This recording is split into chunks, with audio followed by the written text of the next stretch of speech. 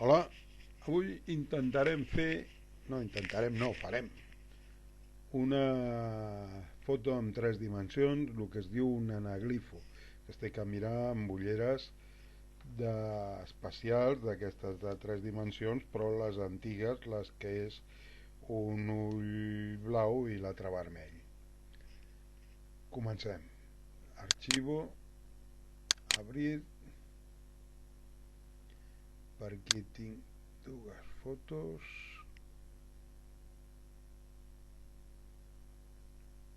Aquestes, la 77 i la 78. Això ho podeu fer amb fotos que hàgiu fet prèviament. De moment les obrim. Ok, i ok, estan les dues. Important, la 78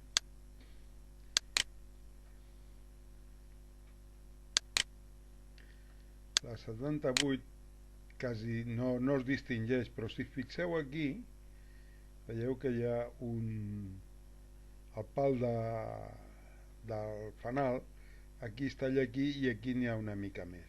Llavors vol dir que aquesta, la que hi ha més espai a l'esquerra, és la que té que ser vermella, que en aquest cas serà la 78.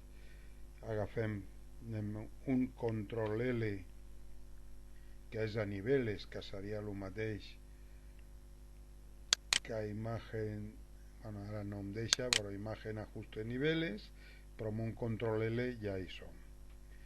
Aquí ens anem a RGB, li marquem el verd, i aquí on diu 255 el marquem i li posem un 0. Ara tornem allà on diu azul, li marquem i tornem a posar un altre 0. Ja tenim aquesta capa vermella. Ok, anem a l'altra. Aquesta ho tenim que fer el mateix però amb el color vermell. Control L, també, i a la RGB en lloc de verde azul li posem rojo i aquí li posem 0. Ok, bé, ara agafem la vermella, això també és important, amb el puntero, i la tirem dintre de la blava, més o menys.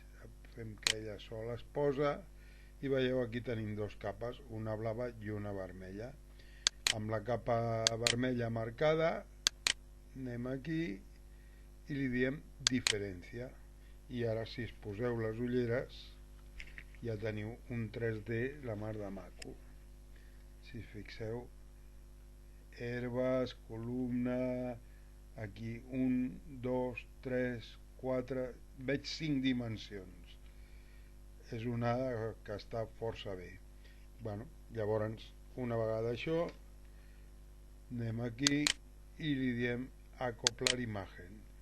I ara ja, com sempre, arxivo, guardar como, en aquest cas JPG, i guardeu-la on vulgueu. Aquí li poso això 3D, el mateix número amb 3D, però ja està. Guardar.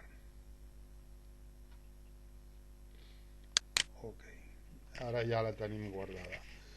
Al fer una foto per 3D tenim que pensar si pot ser amb trípode i si és a mà, que en aquest cas és a mà, però tirant la foto, movent la càmera uns 3 centímetres lateralment, a la dreta o a l'esquerra, això no és igual, sense moure de dalt i de baix, o sigui que es quedi el màxim